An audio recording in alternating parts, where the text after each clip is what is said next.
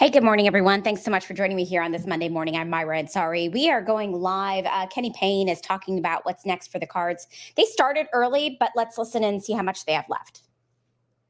Some set offense, or just how do you try to get it back into the flow of the offense, after you have those moments? So what we do is the moment that we start playing the game where we're running plays and the guy starts dribbling, Brooks, what we do is automatic turnover because we know something bad is going to happen if you take setup dribbles. Defenses are going to sag in as you're dribbling, not going anywhere. Every dribble has to be going north-south or create space to make a pass, and that's a quick decision. So we have to continue to learn, continue to grow in that area, which we have been doing a pretty good job of probably until the Virginia game. And then just one quick follow-up. Do you see now after giving Manny some runs Saturday and just seeing his it seemed like he added something to the game there during his minutes. Do you see him getting more run? No question. In these future games. One of our Achilles heels has been rebounding, and that's what Emmanuel does. He rebounds to go with Caleb and Brandon. So that gives us three guys that are strong on the boards, and we're going to need all three to play and contribute. I thought Manny did a great job because Manny came off of being away from us and injured maybe 3 or 4 weeks. That's a long time away from the team and trying to get healthy, and he came in and he contributed and he showed, like you just said, he showed that he can bring a different dynamic with us. Kenny, thank you for the time today. We appreciate it. All right, thank you. Okay, we will we'll next bring on Jim Larinaga from Miami. He's here.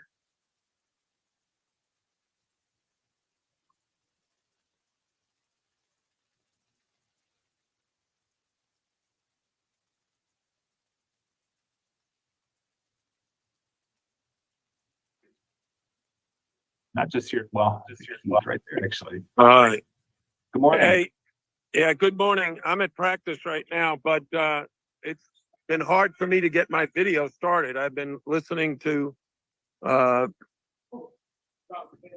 last speaker, and now I'm ready. It's working. So you did something right there. Michelle Kaufman, you're up first. Go ahead. Okay. Hey, Jim. Good morning. Morning. I wanted to ask you a question to follow up. Can you hear me okay? Yep. Okay. I just want to ask you how Matt Cleveland is doing because he missed the last game, and just, how he's doing today or yesterday. And also the fact that you were able to play Paul for so many minutes the other day. Does that help you going forward? Just, adding to your depth, should we expect to maybe see more minutes from him in the next couple of games? Thank you. Well, first with Matt, he's just recovering from a badly bruised hip, and not sure if he'll be available tomorrow or not.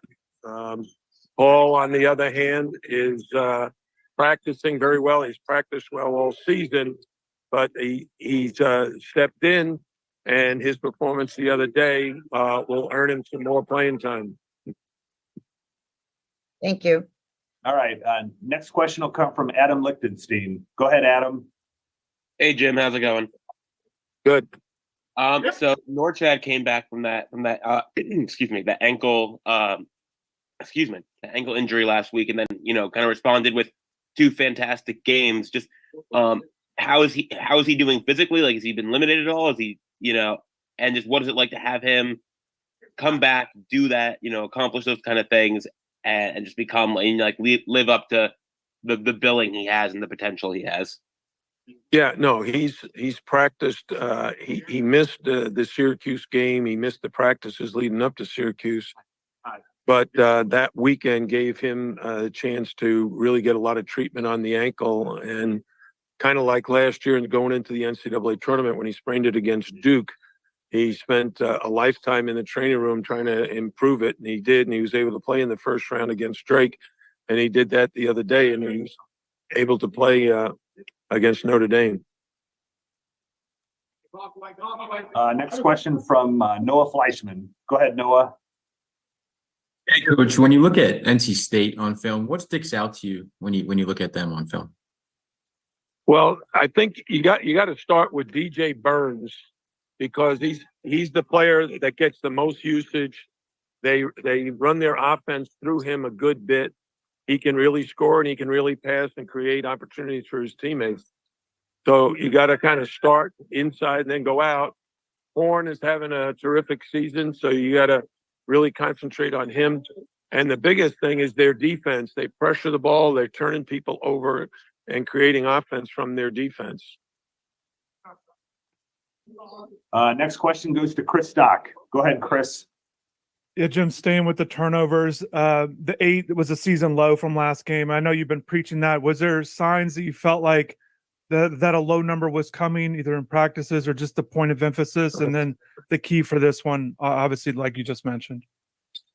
No, the key to the game against NC State, well, if we can have, under 10 turnovers like we did against Pitt, that would be great. But, right now, players are players. They play on habits, and sometimes their instincts are to make a pass that's a low percentage.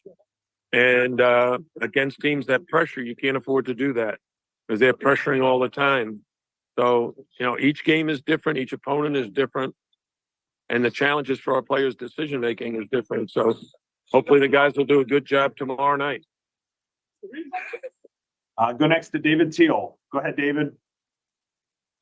Jim, road teams have won 47% of conference games this season, which is an inordinately high amount. Is that just a random number, or is there something to it? Yeah, I think matchups are really critical. When you play them, where you play them. Being on the road is obviously more difficult than playing at home, the travel, the fatigue, and what have you. But if you're a good team, you should be able to take your show on the road. And the teams that are winning away from home are teams that had to play well. And we've had a couple of road wins ourselves that I just thought we played good. Kip Coons, go ahead. Yeah, good morning, Jim.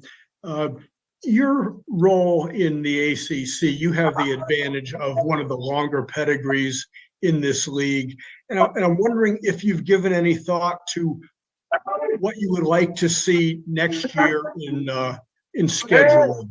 Steve Forbes talked about dropping back to 18 games in the league, and also what format the tournament should possibly take.